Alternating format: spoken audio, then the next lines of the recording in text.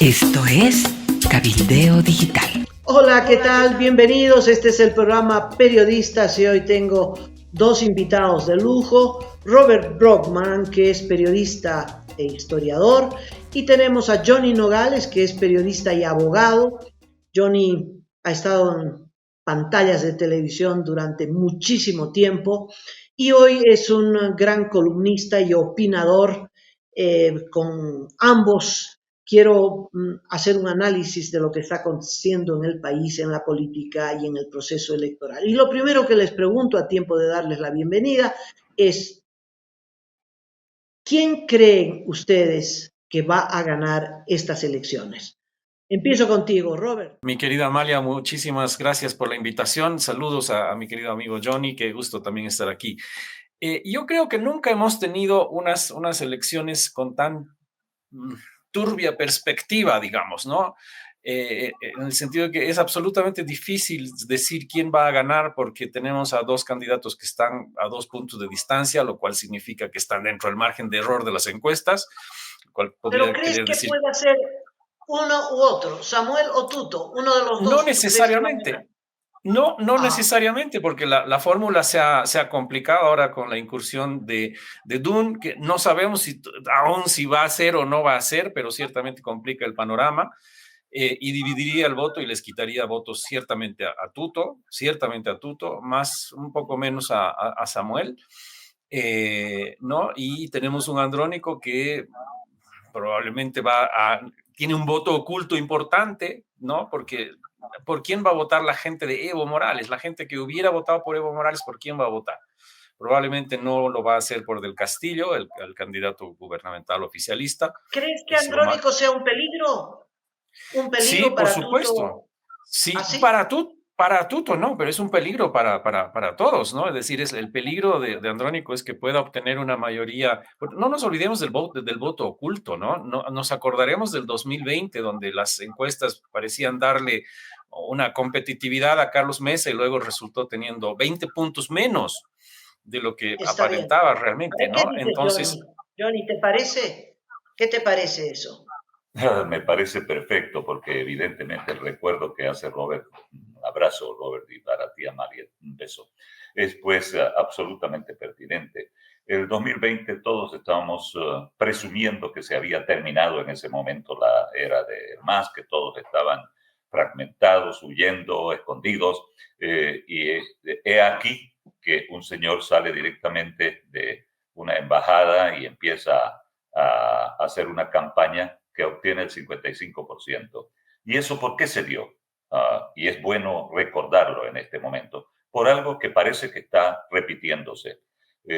Carlos Mesa y Luis Fernando Camacho no lograron unirse. Y lo digo como testigo privilegiado, porque hasta el último momento hice el intento de acercamiento con ellos. Y lamentablemente cada uno de ellos estaba el uno con el voto útil y el otro con el voto regional, seguros de que iban a ganar. Y mira dónde terminaron.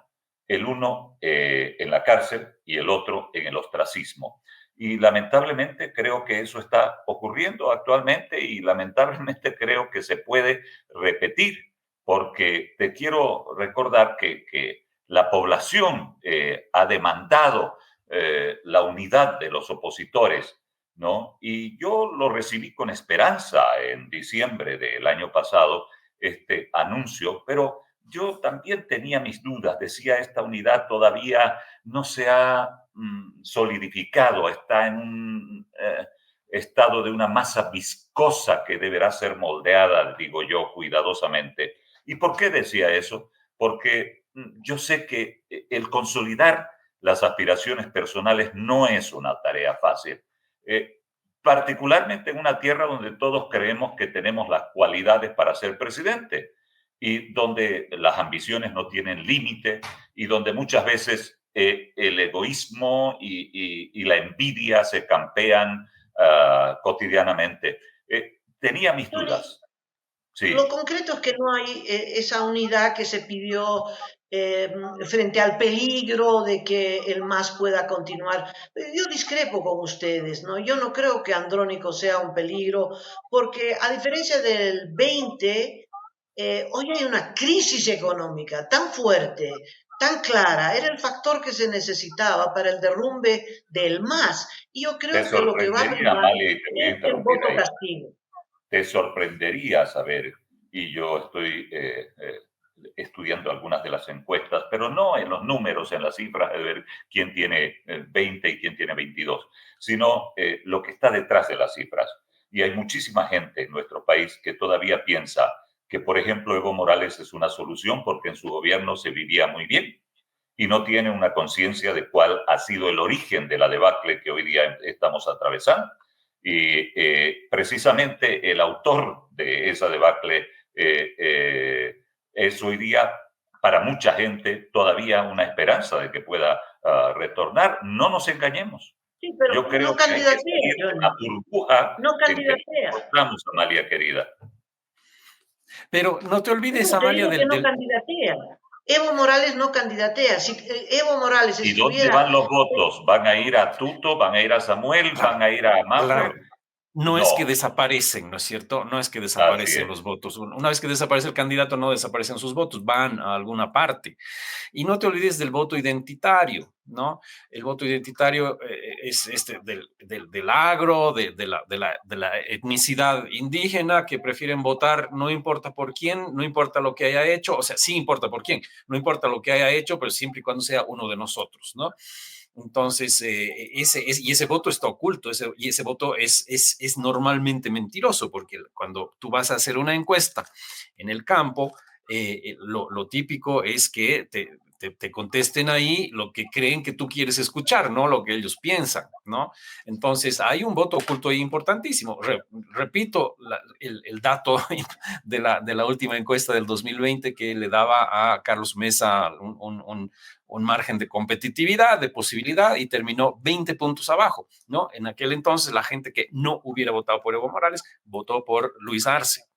Y Pero ahorita no estamos había teniendo crisis económica, Robert, no había Sí, esta sí, experiencia y sí, esta división. Hay dos factores nuevos en la cuestión del MAS.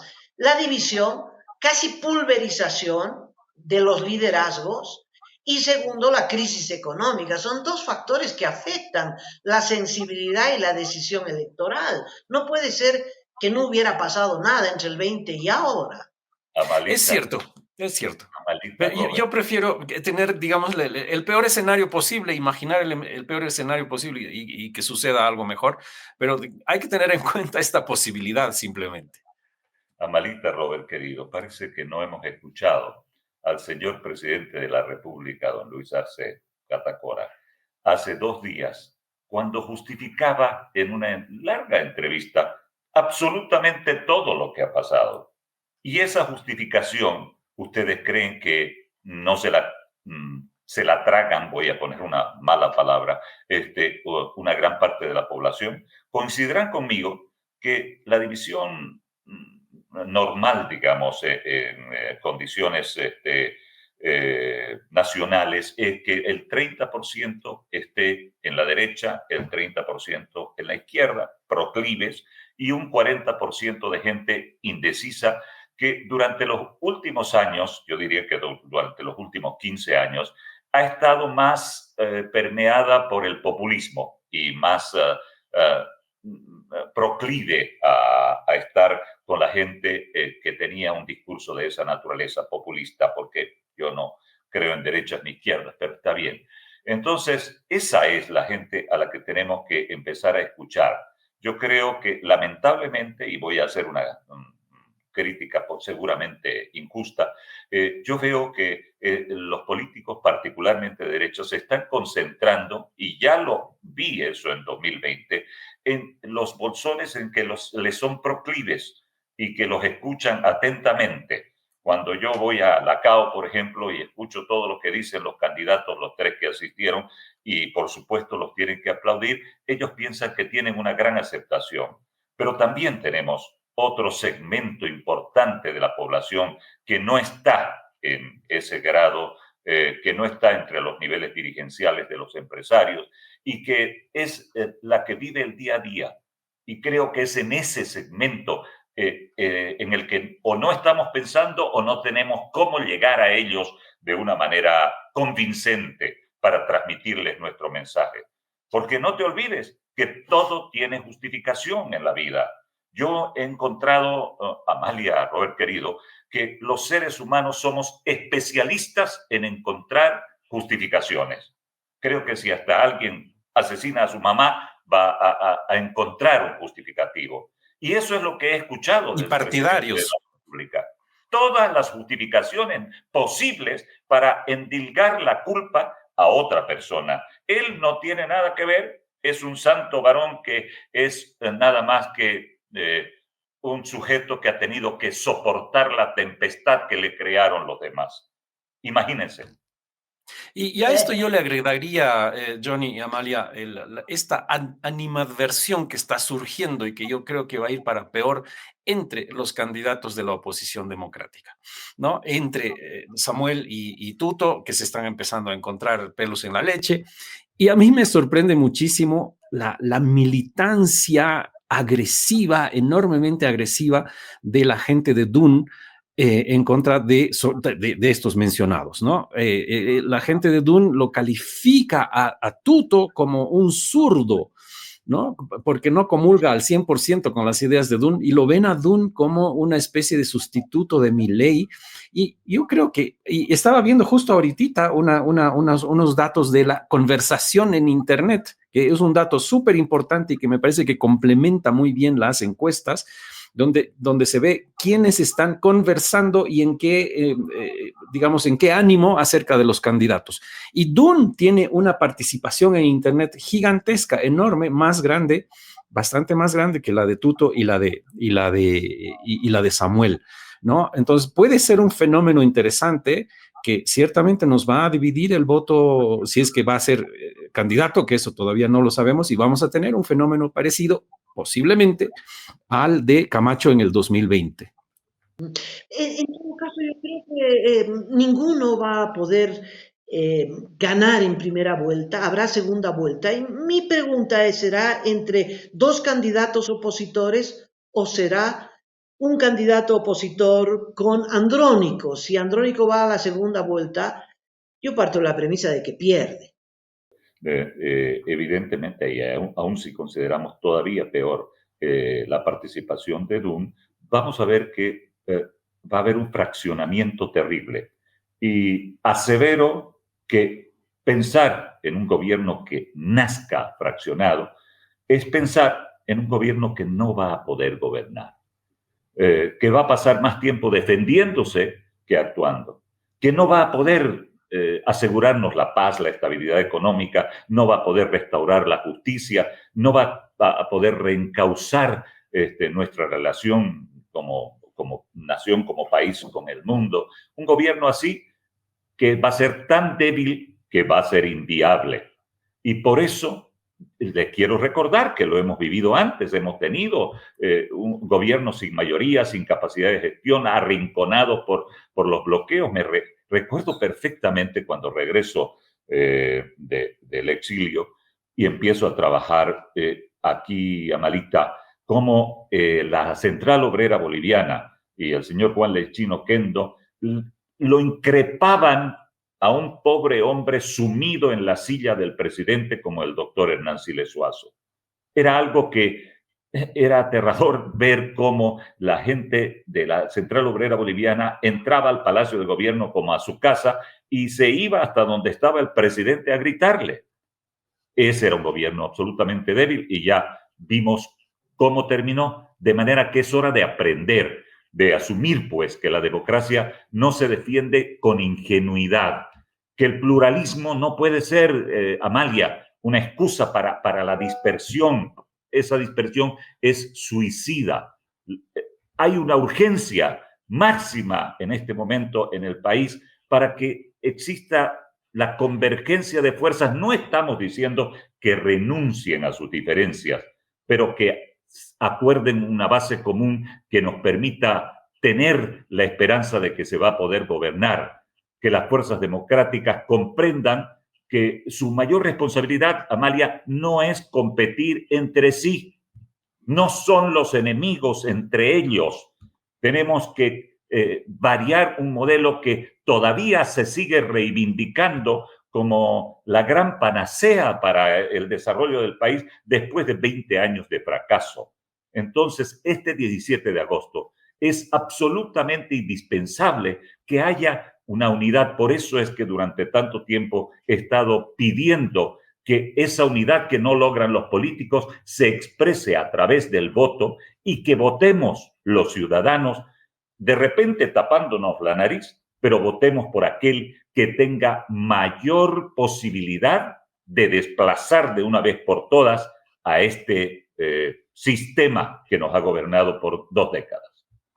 Yo quiero complementar el dato de Johnny, don Hernán Siles Suazo había ganado las elecciones del 80 con el 35%, lo cual es un porcentaje muy apreciable si lo comparamos con los alrededor de un poquito más, un poquito menos del 20% que están obteniendo Doria y Quiroga en este momento. Si fueran a las elecciones hoy día y obtuvieran 20% alrededor cada uno, imagínate la clase y no logran hacer una unidad. Imagínate la clase de gobierno que vamos a tener, incluso teniendo un 35% del Parlamento, les sería completamente difícil y hasta dudoso de que completaran el gobierno, ¿no es cierto? Imagínate lo que podría ser obteniendo un 20% en las urnas, si no logran hacer la unidad. La unidad es absolutamente necesaria. Nos acordaremos del argumento del 2020 de los camachistas que decían, si el 70% vota de Santa Cruz vota por Camacho, ganamos las elecciones. Y uno hacía las cifras y no les cuadraba, pues no cuadraban las cifras. Es decir, no se puede ganar, no se puede votar simplemente en el que uno quiere, ¿no? No se puede, en este sistema no te permite la integralidad, digamos, la integridad del voto. Uno tiene que votar, como dice Johnny, tapándose la nariz, aunque sea, no importa, ¿no? Pero realmente votar al candidato que pueda obtener la mayoría y pueda ganar y pueda ir a una segunda vuelta y pueda ganar en una segunda vuelta. De otra forma, vamos a volver vamos a continuar con estos 20 años y ya sabemos que no tienen nada que ofrecer.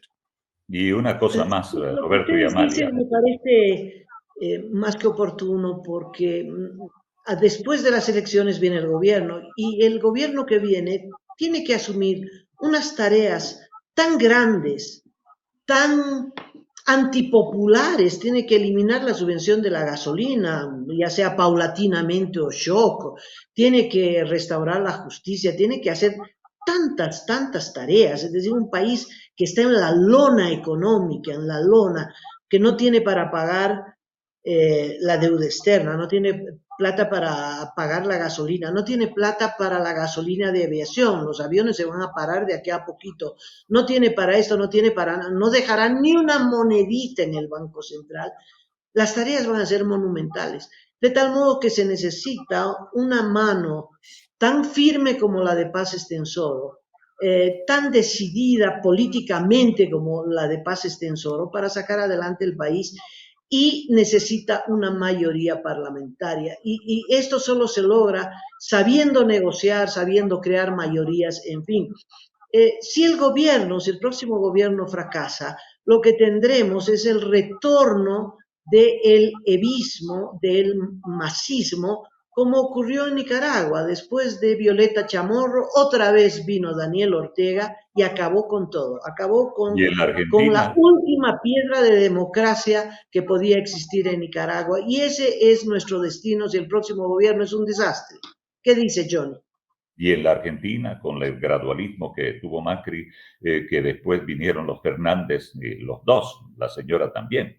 Pero yo creo que si algo claro ha quedado en estas semanas, y no lo hemos analizado en esta charla, Amalia y Robert, es que Evo Morales no piensa rendirse.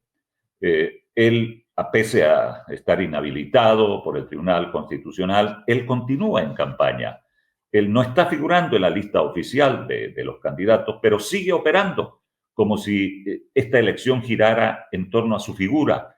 Lo hace, pues, por supuesto, amparado en su hábitat, en las 6 federaciones del Chapare, los cocaleros que están presionando a las instituciones, se ufana de ser inmune a la justicia, nadie puede tomarlo preso a pesar de que tiene mandamientos de apremio, pero él todavía desde allá da una severa advertencia. Dice, si la derecha gana, a ver si aguanta. Miren ustedes cómo ya está anunciando que es lo que va a hacer. Es un estado permanente de movilización y de lucha el que está proponiendo. Y todavía no sabemos, cuidado, porque así como tenemos la incógnita sobre el señor Dunn, también tenemos la incógnita de qué va a pasar con este acuerdo entre Evo Morales y Johnny Fernández, si va a aparecer ahí como candidato a algo, si es que van a apoyar sus huestes a el ucecismo. En fin, esa es una unión que todavía está por verse y que creo que no debe desecharse. Entonces, tenemos un escenario de confrontación que, sumado a lo que dice Amalia, a la dureza de las medidas que se tienen que tomar, y hemos participado en el gobierno del doctor Paz Estenssoro, sin embargo no reconocemos que ese gobierno no hubiera podido hacer lo que hizo, ni el 21060, ni nada, si no hubiera tenido la fortaleza de la unión de ese acuerdo entre el general Banzer y el doctor Paz Estenssoro, entre ADN y el Movimiento Nacionalista Revolucionario. Y, por supuesto, para mí, esta crisis que vive Bolivia hoy día es peor que la de la UDP.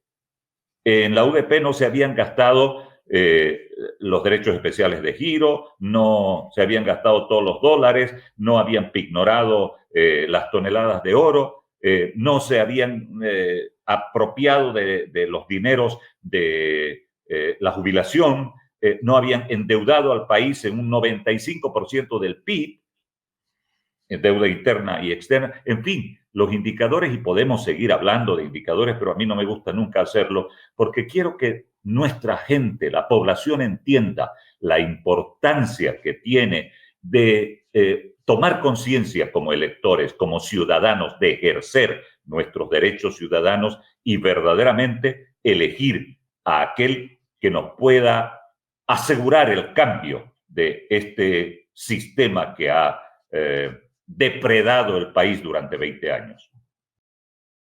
Quiero dar un pequeño viaje en la conversación y que tiene que ver con si este proceso electoral continúa amenazado. No se olviden que hubo una ola de demandas a la justicia ordinaria para inhabilitar siglas, ¿no? Entre ellas las que permitían la participación de Andrónico. Se salió de eso, de repente se salió de eso, hubo luego una participación muy importante del presidente del Tribunal Supremo de Justicia a propósito del caso Consorcio, que denunció que el objetivo de los golpes judiciales tenían que ver con un control absoluto de los órganos judiciales para desconocer el voto popular y poner en riesgo la democracia. Lo dijo el presidente de la Corte Suprema, no un periodista, ¿no? Una autoridad, y en función de eso actuó a propósito del descubrimiento del caso Consorcio, esta actividad delincuencial que tiene como origen o como cabeza el Ministerio de Justicia, y parecía que ya se había superado esto, que había sido un aborto de cualquier amago o atentado a las elecciones, cuando hay esta otra ola de demandas para inhabilitar candidatos. Entonces les pregunto, ¿qué hay detrás de esto? ¿Y cuán seguros podemos estar de que las elecciones están bien encarriladas?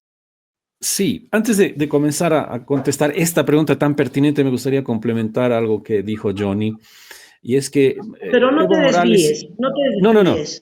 No. Evo Morales está pasando por su mala hora, ¿no es cierto? Es una estrella declinante, pero no nos olvidemos jamás que Evo Morales es una persona que vive y respira política 24/7, por lo cual nunca se dará por vencido, y dependiendo de cómo lo haga, el próximo gobierno, y sabemos que el próximo gobierno lo tiene muy, pero muy difícil, tenemos que contemplar el escenario posible de un eventual regreso de Evo Morales con paso de parada no sé cuándo, ¿no? Porque en este país no hay cadáveres políticos, pues nos acordaremos del doctor Paz en 1964, nadie hubiera dado medio centavo falso por él, y sin embargo volvió a la política el 73 y volvió al poder triunfalmente el 85. Entonces, Evo Morales siempre va a ser, por lo menos va a tener una parte del arbitraje de la política nacional en sus manos. Sobre lo que planteas inmediatamente, Amalia, ciertamente estamos viviendo un periodo de absoluto desorden en ese sentido por todo lo que tú lo has dicho. A mí me sorprende enormemente la flexibilidad, la falta de institucionalidad, el caos que reina en el tema de las fechas, ¿no? Yo ya no sé cuáles son las fechas que priman, hasta cuándo se podía presentar algo, porque resulta que siempre hay una fecha posterior, se puede seguir impugnando, se puede seguir presentando.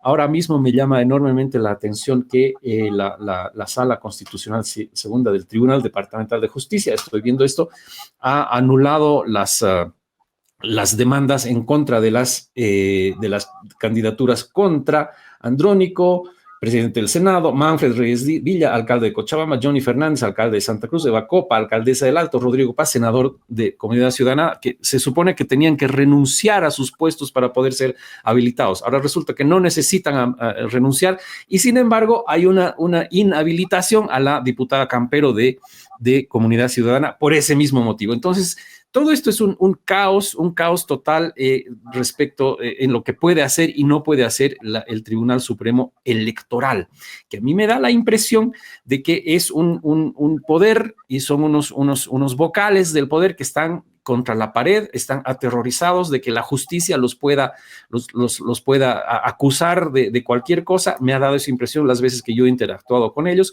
y tenemos un Tribunal Constitucional con los famosos autoprorrogados que son el poder fáctico del país y hacen lo que les da la gana y están actuando por encargo del Poder Ejecutivo, ¿no? Entonces tenemos esta situación donde los poderes que se supone que son, no son, y el poder fáctico es el Tribunal Supremo, el Tribunal Constitucional. Entonces, caos, yo no entiendo la situación, no la entiendo, trato de entenderla, trato de poner estructuras a las cosas, pero no termino de entender la situación. Bueno, en ese tema yo quiero decirte que has tocado el nudo gordiano, el dedo en la llaga. Ese pequeño detalle, ese nimio detalle que se llama el voto, es la base de toda la estructura democrática de una sociedad. Y si nosotros no tenemos transparencia en eso, no vamos a poder construir democracia, Amalia. Lamentablemente, esa actitud del Tribunal Supremo Electoral de sometimiento a la manipulación judicial, que es lo que acaba de describir Robert, es algo censurable. Y lo he dicho, y a ti te consta porque has publicado mis artículos. Y no soy solamente yo, el señor Eduardo Rodríguez Belcé lo dijo, uno de sus propios vocales, don Francisco Vargas, también dijo que si él veía que esto no garantizaba ejecutar el proceso, que era mejor irse a su casa. Y hay disidencias internas que nos están demostrando que ese poder, que es un órgano del Estado, es un poder del Estado, es el cuarto poder, leamos la constitución política del Estado, el poder ejecutivo, legislativo, judicial y el poder electoral, el órgano electoral. No necesita ni que le pasen leyes por el Parlamento para que tenga posibilidades de ejecutar lo que piensa, que lea la ley que los ampara, que los regula, que es la ley 026 del régimen electoral. En su artículo segundo, el inciso K, le da la potestad de la preclusión. ¿Qué significa la preclusión? La preclusión significa, y dice textualmente la ley 026, dice que las etapas y resultados de los procesos que ellos administran no pueden ser revisados por absolutamente nadie más. Y no necesita que se le pase. Sin embargo, son timoratos, y voy a usar la palabra que deseo usar para describirlos, porque en sus manos está la ejecución de un proceso electoral transparente en el que la mayoría de las personas no confiamos. ¿Y por qué no confiamos? Porque tenemos dudas que no han sido absueltas sobre el padrón electoral, porque sabemos que las circunscripciones han sido dibujadas para balancear fines políticos, porque sabemos que el TREP ha sido cambiado por un conteo rápido. Tenemos tantas cosas que nos hacen dudar sobre lo que debe ser la confianza en el Tribunal Supremo Electoral, que hoy día, fíjate estas cosas que nos depara el destino. Estamos apoyando a un tribunal electoral y diciéndole, señor, usted no necesita ley, tiene su ley, ejecútela, cúmplala y haga lo que debe hacer. Y estamos defendiendo un gobierno del peor funcionario público que ha tenido la historia de Bolivia. El señor Luis Arce Catacora durante 14 años ha sido la cabeza del manejo económico del país, aún con el interregno de su enfermedad, y después ha sido 4 años y medio y más presidente del país. Y mira dónde estamos, y hoy día nos quiere seguir vendiendo el cuento de ese artículo, no me lo has publicado, querida Amalia, todavía, de que la sustitución de importaciones viene porque nosotros tenemos que tener más de 150 empresas públicas hasta fin de año. Entonces, el Tribunal Supremo Electoral es en este momento el responsable del restablecimiento pleno de la democracia en Bolivia.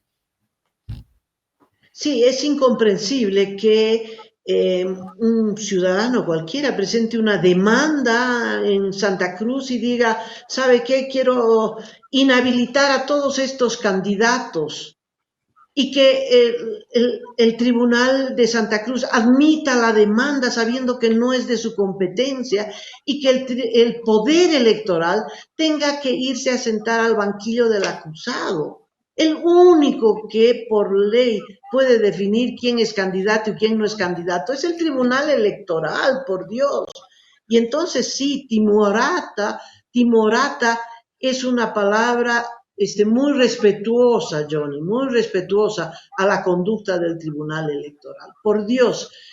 Pero ¿quién está detrás de esto? ¿No? Es el gobierno el que está lanzando petardos a la democracia, que pretende quedarse, aunque por Dios, el sentido común dice, ¿cómo te vas a quedar? Por Dios, no tienes ni el 1% del apoyo ciudadano y has hecho una barbaridad en este país. Tienes que ser procesado por todo, por la situación, por las colas de la gasolina, por las colas del arroz, por las colas del aceite, porque no hay ni siquiera gasolina para los aviones, en fin, y pretendes quedarte. ¿Será eso o esto es un delirio? ¿Qué dice Robert? Mira, yo estuve en una presentación de la Corte Electoral, del Tribunal Electoral hace algunos meses, y nos quedamos a conversar en los pasillos un poquito después, y uno de los vocales me dijo, estamos aterrorizados porque nos tienen amenazados con juicios por cualquier cosa que hacemos o dejamos de hacer. Así que ahí tienes el panorama total, el verdadero poder que toma las decisiones electorales que no le corresponden es el de los autoprorrogados y el Tribunal Constitucional. Esa es la triste realidad que estamos viviendo. ¿Pero qué proponen? A ver, Cuando petardean esto, ¿qué se propone Arce? ¿Quiere quedarse? ¿Quiere autoprorrogarse? Porque estaba intentando hacer un golpe al Tribunal Supremo de Justicia con el caso del consorcio, queriendo tumbar a una magistrada de la Suprema. Eso es lo que se denunció, eso abortó. ¿Qué está haciendo? Faltándole 4 o 5 meses para que se vaya. Además, sin la fuerza suficiente, ¿no? Un escenario, apuntará a un escenario tipo Nicaragua posiblemente, pero no tiene la fuerza suficiente. Yo tampoco lo entiendo. Por eso te digo que es el caos, ¿no? Es el caos, no tenemos ninguna estructura discernible. Roberto y Amalia, permítanme una digresión en ese sentido. Yo creo que no hemos entendido lo que ha estado pasando en Bolivia. En Bolivia, lo que ocurre aún hoy, y estamos sufriendo las consecuencias, es una absoluta falta de liderazgo. Cuando nosotros pensamos que hay ahí un plan escondido, yo les quiero recordar que escuchando al señor presidente de la República, dice, aunque aprueben los 1.800 millones de dólares de crédito en este momento en la Asamblea Legislativa, no me va a alcanzar para llegar hasta diciembre pagando gasolina y diésel. Necesitamos, dice él, 2.800 millones de dólares y no los tenemos. De manera que no sé si es uno de los objetivos del señor Luis Arce el prorrogarse. Pero lo que estoy seguro es que ni en el oficialismo ni en la oposición ha habido un liderazgo que nos permita tener claridad de planteamientos. Claridad de planteamientos. No sabemos a dónde va. Seguro estoy de que los asesores externos, y ya no me voy a meter con nacionalidades aquí porque hay muchísimas, son los que definen en gran medida las cosas en nuestro país. No tenemos un rumbo cierto, señores. Estamos caminando en medio de la niebla. No sabemos a dónde vamos y no hay una luz que nos alumbre y nos diga, este es el camino para retomar la democracia, la libertad, el desarrollo. Es falta de liderazgo, mi querida Amalia, mi querido Robert. Disculpen que me exaspera esta situación, que no nos damos cuenta y nos seguimos preguntando quién está detrás. Detrás estamos todos los ciudadanos que no participamos, que hacemos una especie de exoneración de nuestras responsabilidades cuando vamos a depositar un voto en una urna y nos olvidamos 5 años de cómo nos gobiernan y no nos unimos para reclamar. Esa es la voz que quiero levantar hoy día a nombre de la población, de la gente, de los ciudadanos, de los compatriotas, que no nos callemos, no tenemos líderes. Y los liderazgos que tenemos, pues patean el tablero, ¿no es cierto? Cuando hemos tenido durante tantos meses estos intentos de lograr la unidad, de hacer unas primarias donde estaba participando tan bien, por ejemplo, tan coherentemente y ordenando el proceso Amparo Vallivian, la voy a citar porque me pareció un liderazgo que era súper interesante. Y bueno, vino Tuto Quiroga y pateó ese tablero y se dispersó de nuevo toda la cosa. Entonces, tampoco estamos apuntando a líderes que podrían ser, ¿no es cierto? O sea, ¿dónde están esos líderes? Bueno, los liderazgos se crean y son espontáneos y son naturales. No podemos crear liderazgos artificiales. Parece que no estaba tampoco por ahí. Entonces, es una sociedad anómica, ¿no? Hay una anomia social en la que estamos viviendo. ¿Llegaremos a las elecciones? Y si llegamos a las elecciones, ¿llegaremos al cambio de gobierno o tendremos que adelantarlo? Porque claramente el presidente Arce Catacora no las tiene consigo. Yo creo que él tampoco quiere seguir. Yo creo que él quisiera que le quiten ese cáliz ¿no? que significa llegar hasta el cambio de gobierno. Yo creo que él quisiera entregarlo lo antes posible, pero no le da. ¿Será que tenemos que romper las leyes para llegar más adelante? El tema de Arce es que ¿a dónde se va a ir? ¿A Chonchocoro? ¿A dónde se va a ir? Después de su alegato en defensa de su hijo, a mí me queda claro que Arce Catacora necesita protegerse de lo que vendrá, sea cual fuere el próximo gobierno, ¿no? Pero si hay falta de liderazgo, Robert, a mí me parece que el tema no era la unidad, ¿sabes? No era la unidad. Tú no puedes unir a Samuel con Tuto y todos los otros pequeños partidos, ¿no? O liderazgos. El tema es que solo se puede hacer unidad cuando hay un liderazgo que encamine esa unidad y que como un imán, ¿no? Atrae al conjunto de los otros. Venezuela creo que es un caso elocuente sobre esto. No puede haber unidad cuando todos son parejos, ¿no? Entonces, unidad, ¿por qué me voy a unir a Tuto si yo tengo igual o más que Tuto? Que se una Samuel alrededor de mí. En fin, no hubo posibilidad, porque no hay liderazgo. Yo coincido con Johnny sobre el drama que es la falta de liderazgo, pero también es cierto, esa es el único atenuante es que también en el masismo no hay un liderazgo de lo que fue Evo Morales, porque Evo Morales sí es un liderazgo, pero ya renunció, ya huyó, y ahí empezó la crisis del evismo y de Evo Morales. Ahí perdió Evo Morales y por eso se rompe el MAS. Y Arce Catacora es evidente que no se robó la sigla del MAS, pero no heredó el liderazgo del MAS. Y Andrónico, bueno, está empezando, pero es evidente que todavía no lo hemos visto en la arena. Hay que dar tiempo a ver qué clase de gladiador es. Pero si quiere reemplazarlo a Evo Morales, tiene que romper con Evo Morales y eso es lo que no hace Andrónico. O sea, si hay crisis en ambos bandos. Empezamos a la última ronda de conclusiones. Sí, ¿Quién a quiere ver, Amalita, empezar? querida, yo pues ahí tengo que intervenir porque yo creo que es cómodo culpar a alguien de nuestra desgracia siempre. No asumimos que somos responsables de nuestro propio destino. Culpamos a los dirigentes, pero es difícil aceptar que ellos en gran medida son el reflejo exacto de nuestra sociedad. Ellos son los que nos reflejan como en un espejo, ¿no? Lo que somos como sociedad, que nosotros queremos honestidad en muchos casos, pero verdaderamente, a ver, seamos realistas, somos tolerantes con la corrupción cuando nos conviene.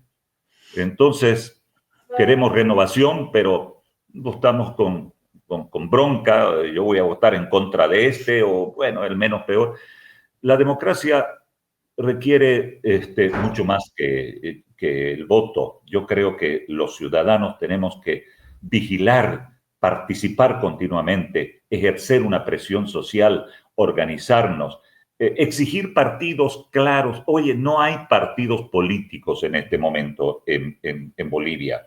El movimiento al socialismo que anda todo destrozado, pero nunca fue un partido político. Esa fue una organización más bien sindical, ¿no es cierto? Y la democracia que se ejerce en los partidos políticos es absolutamente inexistente. Díganme si cualquiera de ustedes sabe, mi querida Amalia o Robert, cómo se eligieron a los candidatos a senadores y diputados que hoy día van a aparecer en las listas y por los que vamos a tener que votar. ¿Hubo un proceso transparente o fue otra vez, como en los tiempos del dedo de Evo, el dueño del partido lo eligió? Entonces, si no participamos, y vuelvo a mi cháchara, y perdón que sea insistente, los ciudadanos, si no participamos, si no concurrimos con nuestro esfuerzo y con nuestro aporte, ¿dónde vamos a ir? Hemos visto lo que se puede hacer con movilizaciones ciudadanas. El 2019 es la prueba más clara. Pero ¿qué pasó? La decepción que causó un gobierno que vino después a hacer lo que hizo y que le pavimentó el tránsito para el retorno del movimiento al socialismo es algo que no queremos que se repita. Participación ciudadana. Los políticos, como decía don Mahatma Gandhi, y que me gusta repetir esa frase, decía, si hay un estúpido en el poder, es porque los que lo eligieron están bien representados. Sí, Robert, efectivamente. intervención de cierre. Yo creo que estamos viviendo el producto de los 20 años del discurso divisivo del movimiento al socialismo, ¿no? Que ha fracturado a la sociedad boliviana a lo largo de líneas étnicas, sobre todo. Entonces, no hay un liderazgo, no es posible un liderazgo que sea capaz de aglutinar a la nación boliviana, a aquellos que se sientan bolivianos más allá de su pertenencia étnica, ¿no? Y entonces tenemos así, pues pequeñas burbujas, ¿no? Pequeñas burbujas de partidarios, a lo cual lo cual es agravado por la falta de partidos, como bien señalaba Johnny, ¿no? La muerte, la decadencia de los partidos, la desaparición de los partidos, porque lo que existe, digamos, de lo que era el MNR o la ADN son simplemente sombras, o la UCS, sombras, ecos de lo que habían sido en su momento, y no hay perspectivas inmediatas, por lo menos, de que podamos conformar, yo creo, ojalá para las elecciones del 2030, podamos tener la recuperación del concepto de partidos políticos, ¿no es cierto? Agrupaciones políticas que penetran en la sociedad, penetran en las instituciones de la sociedad y tienen su representación en todos los estamentos de la sociedad. Como bien decía Johnny, el movimiento al socialismo, que está en proceso de desintegración, no ha sido un partido político, ha sido una agregación de movimientos sociales, sindicales, etcétera, de intereses corporativos, sobre todo, que ahora está en proceso de desintegración, ya no lo tenemos. Así que estamos viviendo uno de los puntos más bajos de nuestra historia en todos los sentidos. Estamos viviendo la anomia política, la anomia social, la desintegración de los liderazgos. Así que a partir de este momento, una vez que toquemos el fondo, si es que estamos cerca de tocarlo, y veamos y tengamos unas nuevas elecciones, ojalá un nuevo gobierno y surjan los nuevos liderazgos. Yo me acuerdo hace prácticamente 15 años, decía a alguien, Fernando Calderón, un gran sociólogo boliviano, decía, en este momento, hace 15 años, los líderes del futuro tienen 15 años, ¿no? Es decir, están en colegio. En este momento los futuros líderes tendrán 30 aproximadamente, ojalá que empiecen a surgir, pero ciertamente todavía no han aparecido. Estamos viviendo el ocaso, además de nuestros partidos, de nuestros líderes, pequeños líderes como Samuel Doria Medina, Quiroga, ¿no es cierto? Es el ocaso, porque estos son los líderes que estaban en vigencia en la democracia, durante la democracia pactada. Ya no podemos pedirles más, o sea, se han agotado todos los ciclos, pero todavía parecería que no ha comenzado el nuevo ciclo boliviano. Esperemos que estemos cerca de eso, porque de lo contrario estamos ante un escenario de vacío devastador, ¿no? Y realmente pero muy preocupante. Yo no soy una persona optimista y no soy yo para quien dar lecciones o alentar a alguien, pero digamos, eso es lo que yo veo y me parece el futuro inmediato, me parece terrible. Bueno. Yo, en cambio, sí soy optimista, Robert, y recojo las palabras apasionadas de Johnny, porque el ciudadano normalmente en el país ha dado unas lecciones maravillosas en cómo vota y por quién vota, en fin, y yo creo que va a haber una respuesta ciudadana inteligente a través de un mecanismo extrañísimo de comunicación, porque son corrientes que recorren todo el país, provincias y capitales y todo, y que se pone de acuerdo de manera misteriosa para decidir cómo salvar la democracia. Y creo que eso va a ocurrir el próximo 17 de agosto. Y yo pido a los líderes actuar con inteligencia, actuar con sensatez frente a lo que está aconteciendo en el país. Creo que hay que exigirle al Tribunal Electoral de una vez por todas tomar una decisión corajuda y sacar adelante este proceso electoral, dejar atrás los petardos y las barricadas, en fin. Me parece realmente muy acertada la actuación del presidente del Tribunal de Justicia, que en varias ocasiones ya está interviniendo diciendo, ¿saben qué? Déjense de poner demandas y nada corre, aquí hay división de poderes y todo el poder al poder electoral, que es lo que acaba de decir el presidente de la Suprema. Y creo que sí, tenemos que sacar adelante este proceso electoral con enorme participación ciudadana, no solo en ir a votar, sino en ir a vigilar ese voto y en exigir que la mayoría, que ese voto popular se cumpla. Ahora está fuera del alcance ciudadano, Johnny, ¿qué va a hacer el próximo gobierno? ¿No? Esperemos lucidez, esperemos firmeza, esperemos pues que el que gane sepa hacer mayorías y sepa sacar al país adelante. Bueno, nos despedimos, tocaron las campanas de que aquí se acabó el programa. Les doy un abrazo grande, el agradecimiento a ustedes y a todos los amigos que nos siguen, que son muchos, por suerte. Muchas gracias, muchas gracias. Chao, hasta luego. Un beso. Muchas gracias a ustedes, qué gusto grande.